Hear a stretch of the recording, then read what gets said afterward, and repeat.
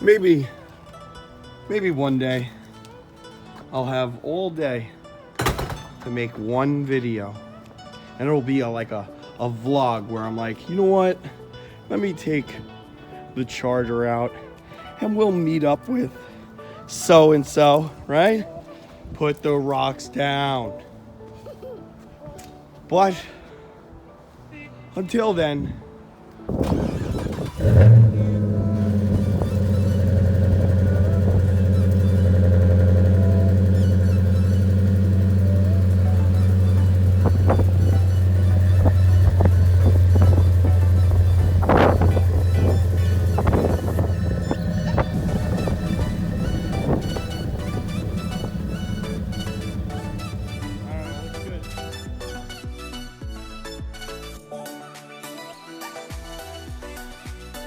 so I was editing and getting ready to make a video, and this was one of them. I know what people are saying, you know, this thing can really handle turns. It really eats up the road, as they say.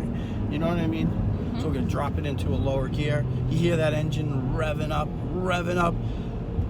Boom! There it goes! Freedom! And this was another. The one that has the chemical. I'm gonna get contaminated. You're not gonna get contaminated. Why, this is supposed to like polish it? Yeah. This looks like it's like brand new now. It's great. I'm still gonna get a new one though. I wonder how long it lasts though. This one feels like it could use a little work. But I had a change of heart. I want to talk a little bit about what's in my checkout cart on eBay. What are the pieces that are needed in for you to complete the whole 392 intake manifold? It is a lot of little tiny pieces that you have to gather.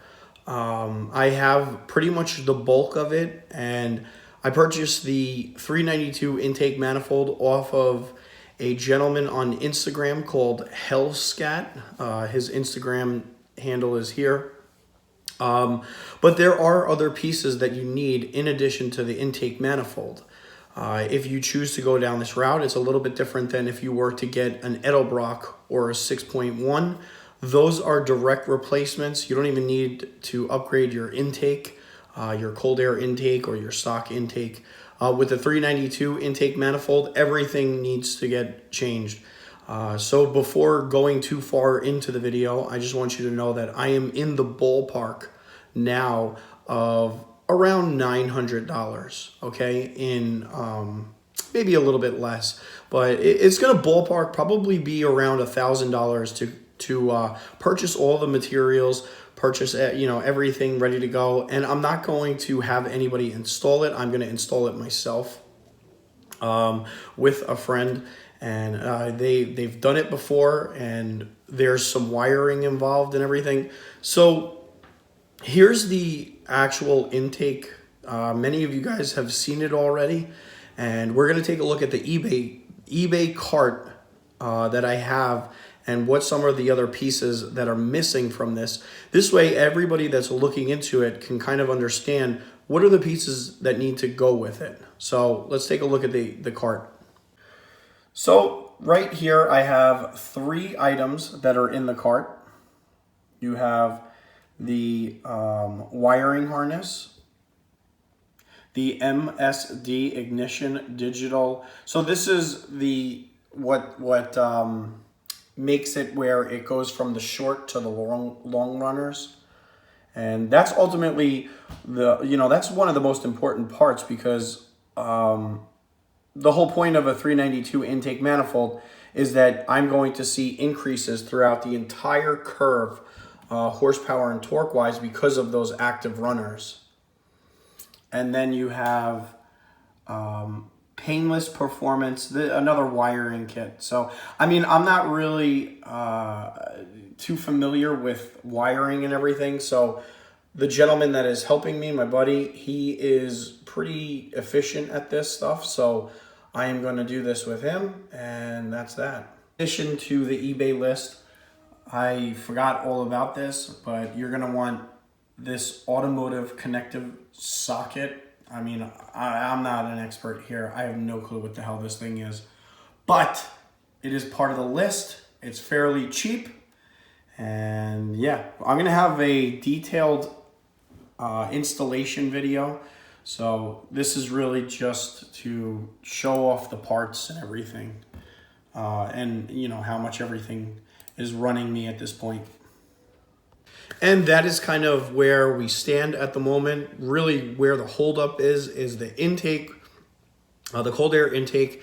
These things are so expensive, and it's so unnecessarily expensive. I've been looking at ones that are $300 all the way to $400. I continue looking. I am leaning towards getting an LMI. I don't know if I want to go that route or get a Momentum, or even just get a stock one at this point. I'm going to end up, you know, purchasing what I have in my cart at the moment. And what I'm going to do is continue looking for some kind of option for that intake. I don't know. I might just run up to my Dodge dealer and just get a stock 392 or stock Hellcat intake.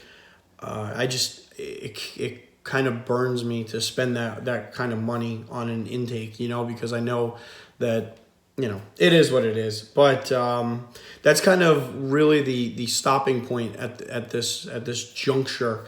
Okay, but I am going to move ahead. I have my wallet out, ready to hit the buy now button, and I think parts will start filtering in probably in the next 2 weeks or so. So that is the update on the intake manifold. Those are the parts that you need. That is a ballpark of what you can kind of expect to spend and everything. So, guys, that is the update. I appreciate you guys, you know, hanging in there with me and, you know, being patient with my next modification, etc. Yeah, so this is a little bit more complicated than if I were to just get that Edelbrock or that 6.1 and just purchase it, stick it on, and call it a day. There's a lot more to this, and I'm really hoping for some big things out of this.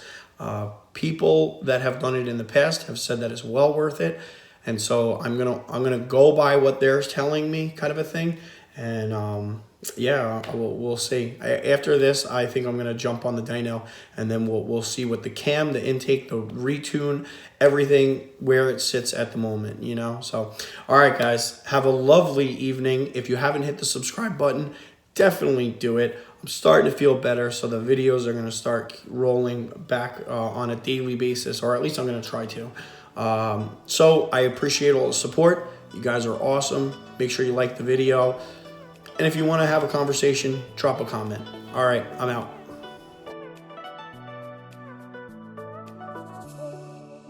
So it's winter time, and the Charger is now in the dreaded will not move spot.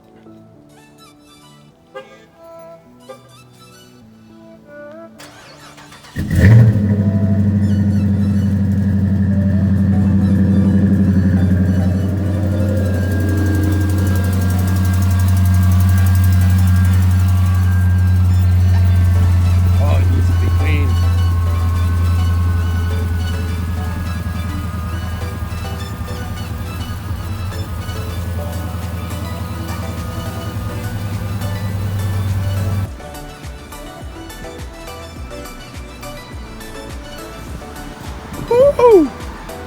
Look at this thing.